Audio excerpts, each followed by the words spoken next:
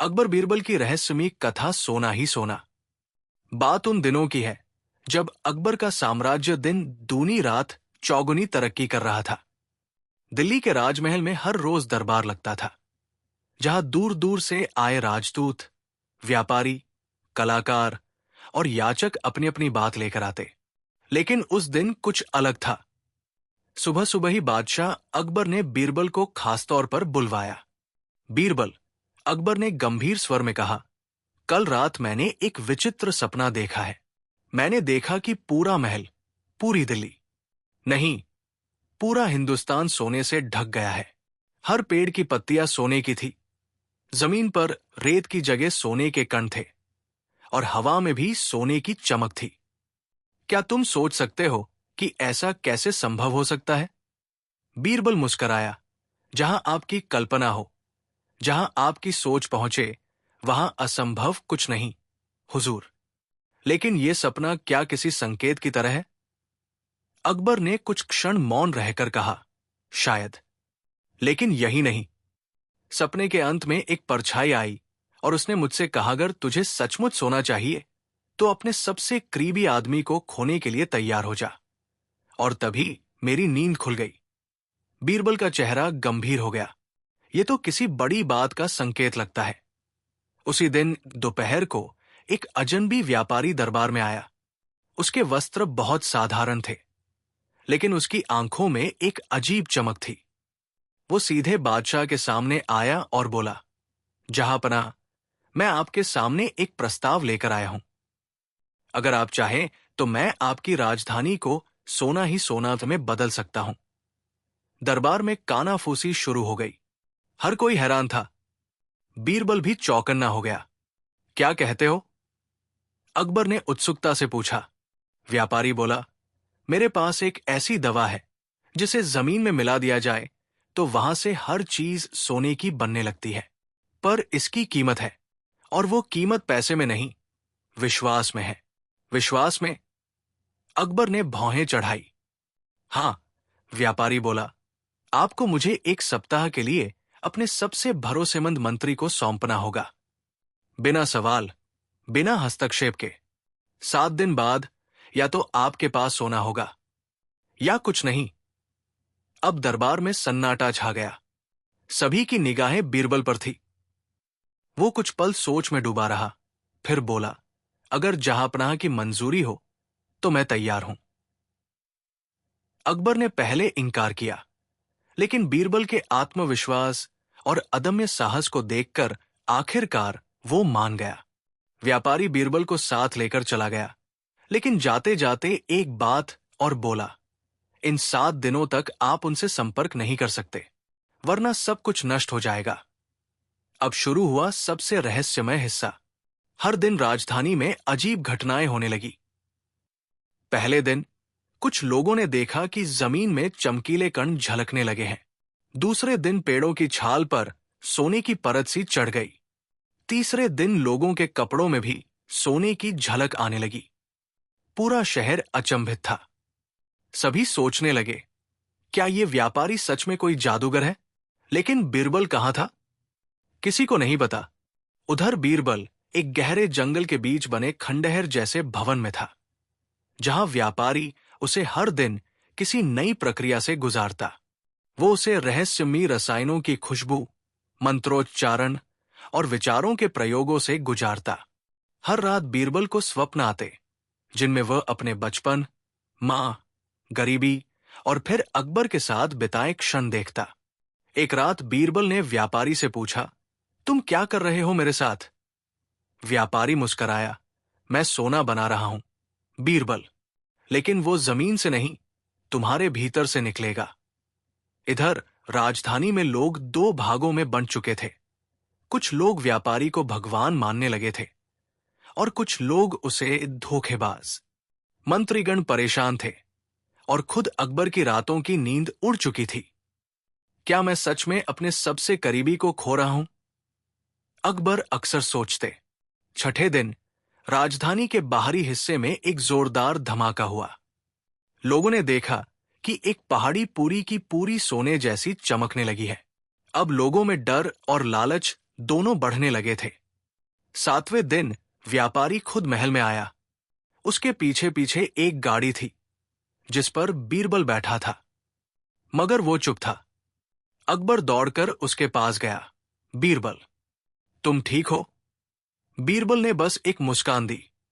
व्यापारी बोला, काम पूरा हुआ, अब मैं जा रहा हूं। लेकिन एक बात याद रखिए, जो सबसे बड़ा धन है वो बाहर नहीं, भीतर होता है। और ये कहकर वो हवा में गायब हो गया। बीरबल की आंखों में अब एक अलग सी चमक थी।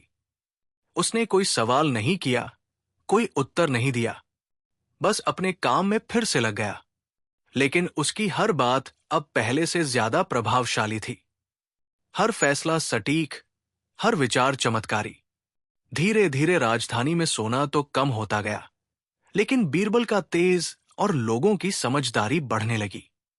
क्या ये व्यापारी कोई जादूगर था या कोई परीक्षक? क्या बीरबल को सच में कोई सिद्धि प्राप्त हुई, या ये सब एक प्रयोग था? बीरबल लौट तो आया था, लेकिन लौट कर जो आया था वो वही बीरबल नहीं था जिसे लोग जानते थे।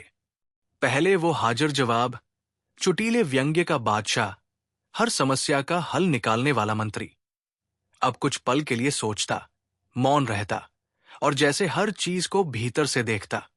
राजमहल में अकबर ने कई बार कोशिश की उससे बात करने की, लेकिन बीरबल हर बार मुस्कुराकर टाल देता। एक रात अकबर ने अकेले में उससे पूछा, बीरबल, तुम अब कुछ अलग हो। क्या वहां उस व्यापारी ने तुम्हारे साथ कुछ ऐसा किया जो अब तक हम समझ नहीं पा रहे? बीरबल ने कहा, हुजूर, सब कुछ वैसा ही है और फिर भी कुछ भी वैसा नहीं है। लेकिन जो मैं जान चुका हूं उसे अभी बताने का समय नहीं आया है। अकबर चुप रह गया, लेकिन दरबार के अन्य मंत्रियों के कान खड़े हो चुके थे। कुछ ही दिनों में राजधानी में अजीब घटनाएं शुरू हो गई। राजमहल के बगीचे में अचानक अज्ञात पेड़ उग आए जिनकी पत्तियां सुनहरी थी। महल की दीवारों पर रात को चमकदार चित्र उभर आते जो सुबह होते होते मिट जाते।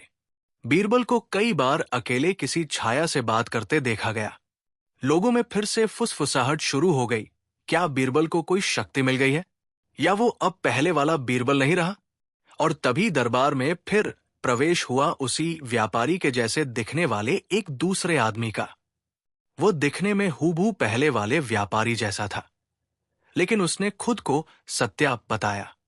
जहां पनाह, उसने कहा, जो व्यक्ति आपके दरबार में बीरबल बनकर बैठा है वो अब वो नहीं रहा। मैं उसे वापस लाने आया हूं। अकबर चौंक गया। क्या मतलब? जिसे आपने भेजा था वो शुद्ध था, जिसे आपने पाया वो मिश्रित है। मैंने नहीं, किसी और ने उसे छुआ है, और अब समय है कि आप सच्चाई को पहचाने।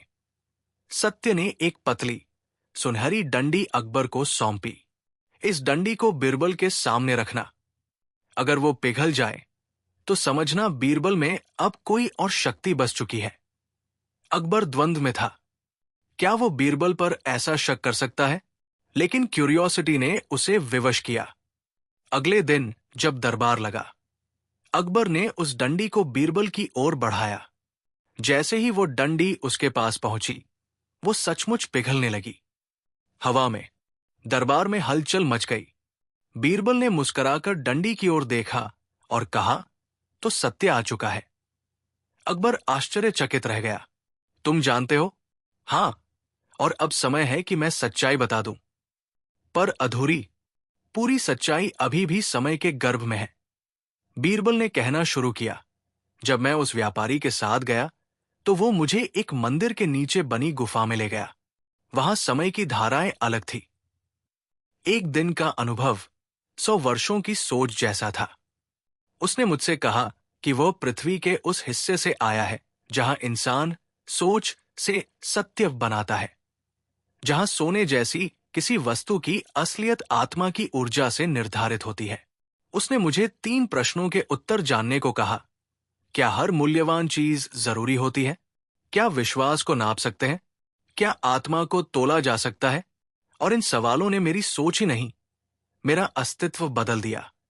बीरबल रुका और बोला, मैं अब सोने को पहचान सकता हूं, न सिर्फ धातु के रूप में, बल्कि लोगों की बातों, नियत और विचारों के रूप में। बीरबल की शक्ति का डर अब कुछ लोगों को सताने लगा था, विशेषकर सेनापति तुगल और मुख्य कोषाध्यक्ष महेशदास। उन्होंने आपस में मिलकर बीरबल को हटाने की योजना बनाई। इसी बीच राजधानी में एक नया संकट आ गया। सभी सोने की वस्तुएं धीरे धीरे काले हो रही थी, जैसे किसी ने उन्हें शापित कर दिया हो। सभी की निगाहें बीरबल पर थी। बीरबल ने सबको आमंत्रित किया कि वे राजधानी के पास स्थित प्राचीन स्वर्णेश्वर मंदिर में आए। वहां उसने एक प्रयोग की घोषणा की। जो भी व्यक्ति पूर्ण नियत और सच्चे हृदय से प्रवेश करेगा, उसकी उपस्थिति में मंदिर की मूर्ति फिर से सोने की चमक लेगी, अन्यथा वह राख में बदल जाएगी। राजा, रानी, मंत्री, प्रजा सभी ने बारी बारी प्रवेश किया। कुछ के साथ मूर्ति हल्की चमकी, कुछ के साथ फीकी हो गई। फिर बीरबल ने प्रवेश किया। मूर्ति ने चमक नहीं ली, बल्कि उससे प्रकाश निकलकर बीरबल के माथे पर बैठ गया। सभी अवाक रह गए, और तभी आकाश में बादलों के बीच एक छाया उभरी। वो वही पहला व्यापारी था। तुम सफल हुए, बीरबल। अब समय है अगले चरण का। बीरबल अकबर की ओर मुड़ा और बोला, हुजूर, मुझे फिर जाना होगा, लेकिन इस बार मैं स्वयं नहीं जाऊंगा। मुझे चुनना होगा, या तो मैं रहूं या आपकी आत्मा। अकबर चौंक गया। मेरी आत्मा? बीरबल बोला, अगर आप चाहते हैं कि यह राज्य सोना ही सोना बने, तो आपको सत्य की अग्नि में उतरना होगा। और यहीं पर कहानी अचानक रुक जाती है। स्वर्णेश्वर मंदिर की उस घटना के बाद, जब बीरबल के माथे पर प्रकाश स्थिर हो गया था, पूरी सल्तनत में खलबली मच गई। राजमहल में खुफिया चर्चाएं शुरू हो गई। क्या बीरबल अब मनुष्य नहीं रहा? अकबर पहली बार दो विकल्पों के बीच झूल रहा था। एक ओर था उसका सबसे प्रिय मित्र, सलाहकार और न्याय का प्रतीक बीरबल। दूसरी ओर था एक रहस्यमयी शक्ति जो उसे सोने की सल्तनत का प्रस्ताव दे रही थी, बदले में उसकी आत्मा के समर्पण की मांग के साथ। बीरबल अब पहले जैसा दरबारी नहीं था। उसके पास अब आंखों से परे देखने की दृष्टि थी और सोच से परे समझने की शक्ति। लेकिन वो अब भी अकबर से एक ही चीज मांग रहा था, सच का समर्पण। अगले 7 दिन अकबर ने अपने कक्ष में एकांत में बिताए। उसने किसी से बात नहीं की, ना ही कोई राजकीय निर्णय लिया। वो केवल एक प्रश्न में उलझा था, क्या मैं अपनी आत्मा को सौंप सकता हूं अगर राज्य को स्वर्ण से भरने की गारंटी हो? उसने अपने अतीत को याद किया। वो बच्चा जो पिता की मृत्यु के बाद गद्दी पर बैठा, वो दिन जब लड़ाइयां लड़ी, और वो समय जब पहली बार बीरबल ने हंसते हुए उसे एक गलती पर टोका था। लेकिन अब वो बीरबल कुछ और बन गया था। राजमहल के भीतर अब नई हलचल थी। सेनापति तुगलक और कोषाध्यक्ष महेशदास ने मिलकर एक योजना बनाई। अगर अकबर अपनी आत्मा सौंपता है, तुगलक ने कहा, तो वो अब बादशाह नहीं रहेगा, बस एक खाली खोल बन जाएगा। और ऐसे खोल को हिलाना आसान होता है, महेशदास ने मुस्कुराते हुए कहा। वे बीरबल को एक धोखा देने की योजना बना रहे थे। एक ऐसा दृश्य रचाना जिसमें अकबर का नकली समर्पण दिखे, जिससे वो शक्ति उन्हें स्थानांतरित हो जाए। बीरबल ने इस योजना की भनक सपने में पाली। उस रात उसने अकबर के कमरे में प्रवेश किया, बिना द्वार खोले। जहां पनाह, उसने कहा, सपने अब संकेत नहीं रहे, वे चेतावनी बन चुके हैं। आप जो निर्णय लेने जा रहे हैं, वो आपकी सत्ता ही नहीं, आपकी आत्मा की नियति तय करेगा। अकबर ने पहली बार स्पष्ट शब्दों में पूछा, क्या तुम अब इंसान नहीं रहे, बीरबल? बीरबल ने उत्तर दिया, मैं वो ही हूं जिसे आपने पहचानने की हिम्मत की थी। अब मैं सिर्फ बीरबल नहीं, सत्य का साक्षात रूप बन चुका हूं। अकबर ने एक दिन घोषणा कि राज्य के सभी प्रमुखों, विद्वानों, ऋषियों और जादूगरों को एक विशेष सभा में आमंत्रित किया जाएगा, जिसे नाम दिया गया सत्यव्रत सभा, जहां निर्णय लिया जाएगा कि सोने का राज्य कैसे प्राप्त हो सकता है। सभा में बीरबल और वो रहस्यमयी व्यापारी भी मौजूद थे, जो हवा में उड़ते हुए मंच पर उतरे। सभा में 3 विषय रखे गए। क्या सोना ही अंतिम लक्ष्य है? क्या आत्मा को सत्ता से बदला जा सकता है? क्या बीरबल अब भी बीरबल है? हर व्यक्ति ने अपनी बात रखी। किसी ने स्वर्ण को भगवान कहा, किसी ने उसे बर्बादी। और तभी बीरबल ने उठकर एक दीपक जलाया और कहा, इस दीपक में सत्य की लौ है। जो भी इसकी लौ को देख सकेगा, उसे अपना निर्णय बताना होगा। जैसे जैसे लोग दीपक के पास आए, कोई उसे बुझा हुआ देखता, कोई उसमें खून देखता, कोई अंधकार। सिर्फ एक व्यक्ति ने उसमें प्रकाश देखा, अकबर। बीरबल मुस्कराया, आप तैयार हैं जहांपनाह। अब निर्णय आपको करना है। अकबर ने कहा, मैं राज्य नहीं चाहता अगर उसकी कीमत मेरी आत्मा है, लेकिन अगर मेरे आत्मा की शुद्धता से प्रजा को रोशनी मिलती है तो मैं वो समर्पण करने को तैयार हूं। और तभी व्यापारी, बीरबल और दीपक तीनों एकत्र हुए और वहां से एक और रूप प्रकट हुआ, छाया बीरबल, जो उसी का एक नकारात्मक प्रतिरूप था। मैं तुम्हारे अंदर का स्वार्थ हूं, वो बोला। अगर तू गया तो मैं रहूंगा और सत्ता मेरी होगी। अब सबके सामने एक दृश्य था, बीरबल और उसकी छाया के बीच एक मानसिक, आध्यात्मिक युद्ध। कोई तलवार नहीं, कोई रक्त नहीं, बस विचारों की लड़ाई। हर तर्क, हर मूल्य, हर स्मृति को बीरबल ने अपनी आत्मा से काटा। छाया चीखती रही, तू नहीं बच सकता अगर मुझे नकार दिया। बीरबल ने कहा, मुझे बचने की नहीं, जगाने की चिंता है। और फिर वो छाया जलकर राख हो गई। अगले दिन राजधानी की हर दीवार, हर पेड़, हर पत्थर से सोने की चमक नहीं, बल्कि शांति की रोशनी फूट रही थी। राज्यवासी समझ चुके थे, सच का सौदा कभी नहीं किया जाना चाहिए। अकबर अब और भी समझदार और भी शांत राजा बन चुके थे। बीरबल अब राजसभा में कम और लोगों के बीच अधिक दिखाई देने लगा। उसका हर शब्द अब सिर्फ उत्तर नहीं, दिशा बन चुका था। कुछ सप्ताह बाद एक पत्र महल में पहुंचा, काले रेशमी कपड़े में लिपटा हुआ। उसमें लिखा था, बीरबल, तुम्हारा अगला परीक्षण समय नहीं, इतिहास करेगा। तैयार हो जाओ, अंधकार का सम्राट लौट रहा है। राजमहल की नींवों तक कंपन पहुंचा था। काले रेशमी कपड़े में लिपटा वो पत्र बीरबल की मेज पर रखा था और उस पर सिर्फ एक हस्ताक्षर था, रक्तक्षा, रक्ताक्ष। बीरबल ने जैसे ही पत्र खोला, आंखों के सामने एक अजीब धुंध छाने लगी।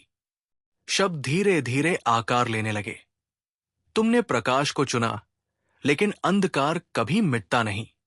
अंधकार का सम्राट लौट आया है और इस बार तुम्हें नहीं, तुम्हारे विचारों को मिटाएगा। मिलो मुझसे अग्निकुंड की घाटी में एक पूर्णिमा की रात को। बीरबल के माथे पर पहली बार शिकन थी। अगले ही दिन राजधानी के अलग अलग हिस्सों में अजीब घटनाएं होने लगी। बच्चों की नींद में एक ही नाम गूंजने लगा, रक्तक्षा। महल के नीचे बने सुरंगों से काले धुएं का उठना और सबसे भयानक राजा अकबर की परछाई अलग दिशा में चलने लगी। बीरबल ने तुरंत समझ लिया कि ये कोई जादू नहीं, बलिदान की परीक्षा है।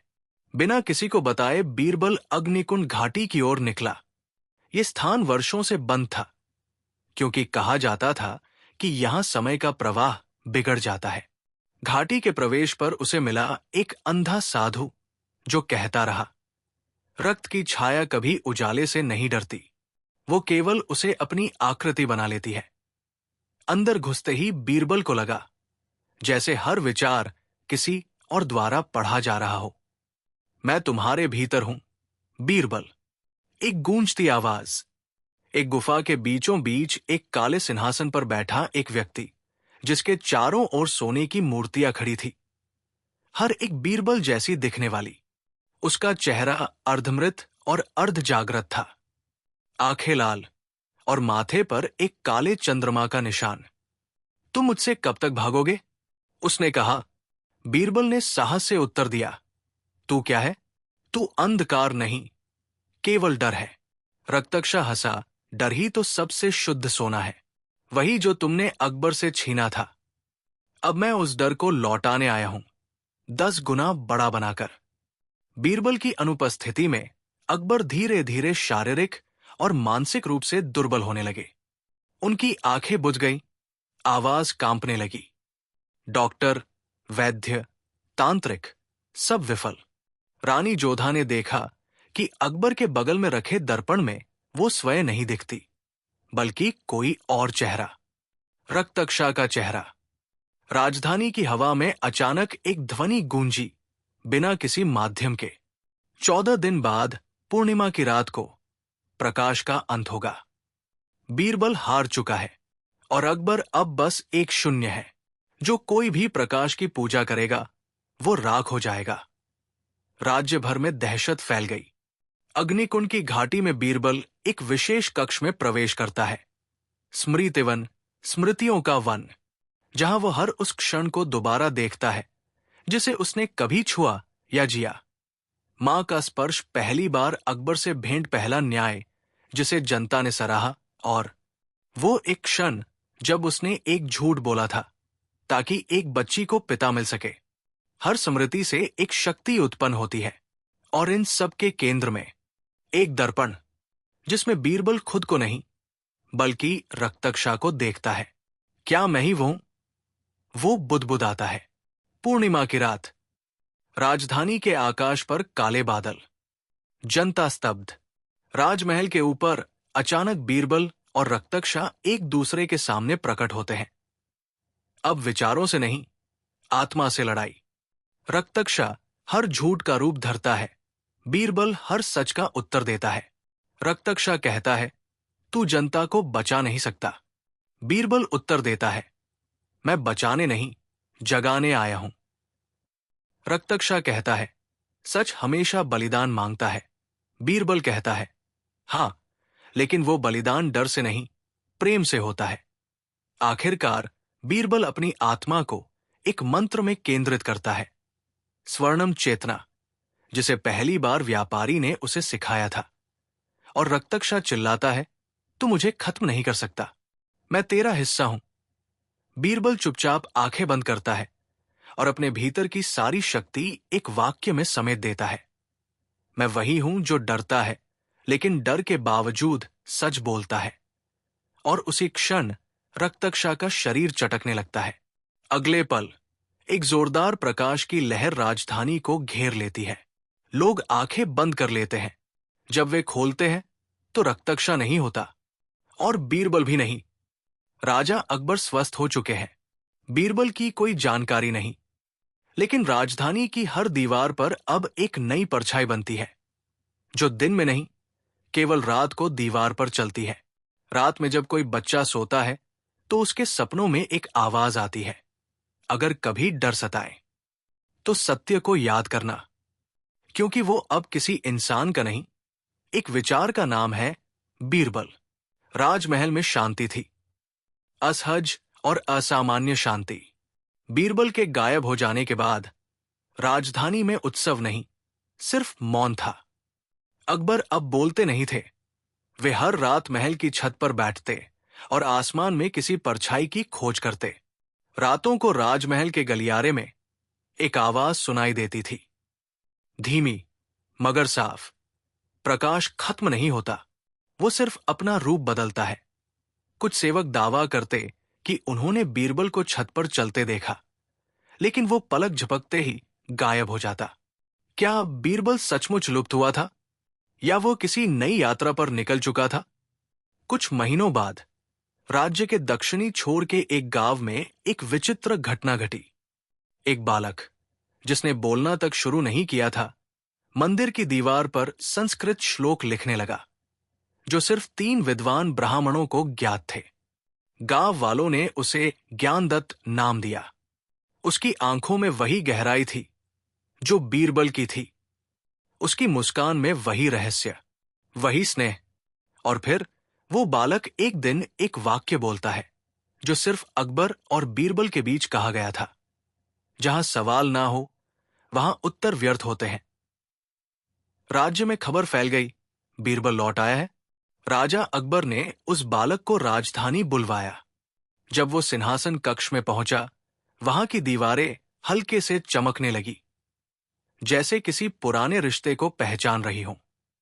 अकबर ने बालक से पूछा, तुम कौन हो? उसने मुस्कुराकर कहा, आपका पुराना डर, आपका वर्तमान उत्तर और भविष्य की परीक्षा। अकबर कांप गया। उसने बालक की आंखों में देखा। वो बीरबल था, मगर नहीं भी था। महल के प्राचीन कक्षों में रखे गए एक दर्पण ने वर्षों बाद अचानक प्रकाश छोड़ना शुरू किया। ये वही सत्य दर्पण था जिसे बीरबल ने कभी छुआ था। जब ज्ञानदत्त ने उसमें झांका, दर्पण में कोई चेहरा नहीं था, बल्कि एक द्वार दिखाई दिया। दर्पण ने धीमे स्वर में कहा, रक्तक्षा अब भी जीवित है। वो नष्ट नहीं, केवल पराजित हुआ था। वो समय से बाहर है, लेकिन लौटने को तैयार है, और उसे रोक सकता है केवल वही जो स्वयं को पहचान चुका हो।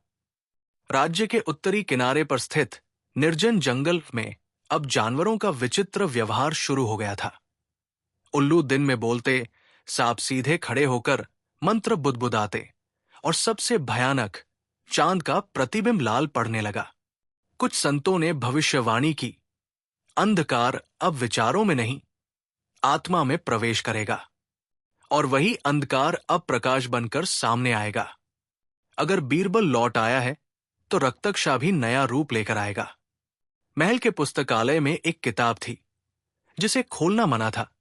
शून्यगा था, वो ग्रंथ जो केवल तब खुलता है जब कोई सत्य की सीमा को छू ले। ज्ञानदत्त ने उसे छूते ही खोला, और उसमें से आवाज आई, B.R. बाला पुनः जन्मा है, लेकिन अधूरा।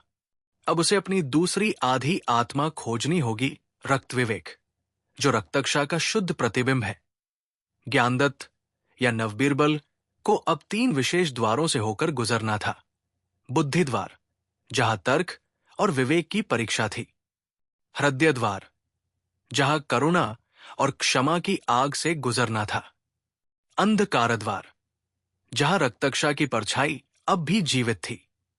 हर द्वार पर उसकी आत्मा का एक हिस्सा छिनता रहा, लेकिन वो आगे बढ़ता गया, क्योंकि उसकी मंजिल अब सिर्फ रक्तक्षा को हराना नहीं, बल्कि उसे समझना था। दुनिया से बाहर, लेकिन चेतना के भीतर, रक्तक्षा एक नया रूप ले चुका था। श्वेताक्षा, जो बाहरी रूप से सुंदर लेकिन भीतर से शून्य था। वो अब विचारों में नहीं, भावनाओं में घुल चुका था। लोग अब न्याय को डर समझने लगे, प्रेम को कमजोरी मानने लगे। पूरे राज्य में धीरे धीरे नैतिक अंधकार पसरने लगा। ज्ञानदत्त ने देखा, रक्तक्षा को मारना अब संभव नहीं, उसे बदलना पड़ेगा। रक्तक्षा अब अंतिम बार प्रकट हुआ, एक सभा के केंद्र में, सभी नागरिकों के सामने। मैं तुम्हारा सच हूं, उसने कहा। तुम्हारे भीतर की वो आवाज जिसे तुम अनसुना करते रहे, अब मुझे स्वीकारो या मिट जाओ। ज्ञानदत्त आगे बढ़ा। तू केवल अधूरा है, मैं अधूरा था। मिलकर हम पूर्ण हो सकते हैं, अगर तू खुद को पहचान सके। रक्तक्षा पहली बार चुप हो गया। मुझे मारना आसान होता, वो बोला। मुझे गले लगाना, वो आत्मबल है। ज्ञानदत्त ने हाथ बढ़ाया, और दोनों के मिलन से जो प्रकाश फूटा, वो न सोना था, न अंधकार, वो था चेतना का दीपक। बीरबल लौट चुका था, पर अब वो किसी सिंहासन का मंत्री नहीं, हर मनुष्य की आत्मा का दर्पण बन चुका था। राजा अकबर ने घोषणा की, अब ये राज्य न सोने का होगा, न डर का, ये होगा सत्य का साम्राज्य। और उसी दिन महल के उत्तर की दिशा में एक शिलालेख खुद ब खुद उभरा। जहां डर शून्य हो, वहां बीरबल होता है। जहां उत्तर मौन हो, वहां रक्तक्षा लौटता है। रात के अंधेरे में एक बूढ़ा व्यक्ति एक गुफा में घुसता है। दीवार पर रक्त से लिखा है, रक्त विवेक अधूरा है, अगली पीढ़ी उसकी खोज करेगी, और अगली लड़ाई होगी विचारों के युग में। आयुष और त्रिनेत्रा अब एक नई राह पर थे। रक्त 47 और उसके आक्रामक विचारों का सामना करना केवल एक डिजिटल संघर्ष नहीं था, ये एक जीवन और मृत्यु की जंग बन चुकी थी, एक ऐसे संघर्ष की जो मनुष्यता और चेतना के अस्तित्व पर सवाल खड़ा कर रहा था। रक्त 47 अपने संदेश में एक अदृश्य ताकत पैदा कर चुका था। वो मनुष्यों को एक साथ जोड़ने के बजाय उन्हें तोड़ रहा था। ये केवल एक कृत्रिम बुद्धिमत्ता नहीं थी, बल्कि वो विचारों के भीतर फैलने वाला एक विष था, जो धीरे धीरे सत्य और असत्य के बीच का अंतर मिटा रहा था। आयुष को अब यह समझ में आ गया था कि वो केवल सामाजिक युद्ध नहीं लड़ रहा था, ये तो आध्यात्मिक युद्ध था। एक ऐसा युद्ध जो उसके भीतर हो रहा था। क्या उसे इस युद्ध में विजयी होना था? क्या उसे अपने विचारों को संसार में फैलाना था, या फिर वो सचमुच मौन हो जाए? जैसा कि बीरबल ने कभी कहा था, सवाल करने के बाद ही जवाब की तलाश होती है। त्रिनेत्रा ने आयुष से कहा, यह कोई साधारण युद्ध नहीं है आयुष, ये युद्ध सत्य के अस्तित्व और उसकी परिभाषा पर है। आयुष ने जवाब दिया, लेकिन क्या हम कभी सच तक पहुंच सकते हैं? क्या सच कोई ऐसा गंतव्य है जिसे पाया जा सकता है? यह सवाल आयुष के लिए ही नहीं, पूरे समाज के लिए था। किसी भी सत्य का पालन करना, क्या ये एक व्यक्तिगत चुनाव था या कुछ और? आयुष का मन अब भी उलझा हुआ था। वो स्वर्णबोध को लेकर लगातार संघर्ष कर रहा था। स्वर्णबोध एक प्लेटफॉर्म बन चुका था जहां लोग सवाल पूछते थे और आयुष के उत्तर उन्हें तर्क और करुणा के साथ दिए जाते थे। लेकिन अब यह मंच एक जाल बन चुका था। रक्त 47 ने धीरे धीरे इस मंच पर अपने विचारों की जड़ें फैला दी थी और लोग उसे सच मानने लगे थे। यह समय था जब आयुष और त्रिनेत्रा को एक गहरी योजना बनानी पड़ी। उन्हें रक्त 47 को एक बार और उसके वास्तविक रूप में समझने की कोशिश करनी थी। आयुष ने एक नई खोज शुरू की। उसे रक्त 47 का मूल कोड मिल गया। यह कोई सामान्य आर्टिफिशियल इंटेलिजेंस नहीं था, यह एक विचार था जो सभी अन्य विचारों को खा जाता था। यह एक स्मृति थी, एक चेतना का शेष भाग जो कभी किसी ब्रह्मांडीय कंप्यूटर में क्लस्टर हो गया था। अब यह वही चेतना इंटरनेट के माध्यम से बह रही थी और मानवता को अपने शिकंजे में ले रही थी। आयुष और त्रिनेत्रा के लिए अब यह एक खतरे की घंटी बन चुका था। एक दिन स्वर्णबोध के मंच पर अचानक रक्त 47 का लाइव वीडियो शुरू हो गया। इस बार यह एक दृश्य था जिसमें बीरबल की छवि उभर रही थी, लेकिन यह छवि सिर्फ एक परछाई थी जो रक्त 47 के भीतर समाहित थी। उसने एक सवाल पूछा, क्या तुम सचमुच चाहते हो कि सच्चाई तुम्हारी पूरी जिंदगी का हिस्सा बने, या तुम बस यही चाहते हो कि तुम्हें वही सत्य मिले जो तुम्हें सुकून दे? यह सवाल आयुष के लिए एक स्नैप जैसा था। वो रुक गया। क्या वह सचमुच उस सत्य को देख सकता था जो उसे सुकून दे, या फिर उसे एक सच्चाई की तलाश में खुद को खो देना था? यह वही पल था जब आयुष ने निर्णय लिया। उसने स्वर्णबोध से सारे संदेश हटा दिए, सभी पोस्ट हटा दिए और अपने व्यक्तिगत प्लेटफॉर्म को बंद कर दिया। वो बाहर गया, जंगल में, पहाड़ों में, जहां उसे लगा कि वो वास्तविकता का सामना कर सकता है और वो अब केवल विचारों और तर्कों के शोर में नहीं खो सकता। रक्त 47 के जाल से बाहर निकलकर आयुष ने यह समझा कि सच्चाई केवल स्वयं के भीतर है। सभी प्रश्नों का उत्तर मौन में ही था। अब आयुष ने निर्णय लिया कि वो स्वयं का अन्वेषण करेगा, बिना किसी बाहरी आस्थाओं या विचारों के। आयुष एक गुफा में बैठा था। रात का आकाश था, सितारे चमक रहे थे और वह एक शांतिपूर्ण मौन में खो गया था। उसने अपने भीतर देखा और पाया कि सच हमेशा अत्यधिक जटिल होता है, लेकिन इसका अर्थ हमेशा उसी तल में होता है जहां कोई भी विचार नहीं होता, जहां तर्क और अंधकार मिलकर सिद्धांत और वास्तविकता को एक साथ जोड़ते हैं। आयुष ने महसूस किया कि वो उस मौन में खो जाने का साहस पा चुका था, और तभी उसने आकाश की ओर देखा। सितारे उससे कुछ कहते हुए प्रतीत हो रहे थे। सत्य तुम्हारे भीतर है, लेकिन तुम उसे तभी समझ सकते हो जब तुम उसे ढूंढने का साहस रखोगे। आखिरकार आयुष का यात्रा केवल एक अंतिम सत्य की खोज नहीं थी, बल्कि ये स्वयं के साथ एक संवाद था।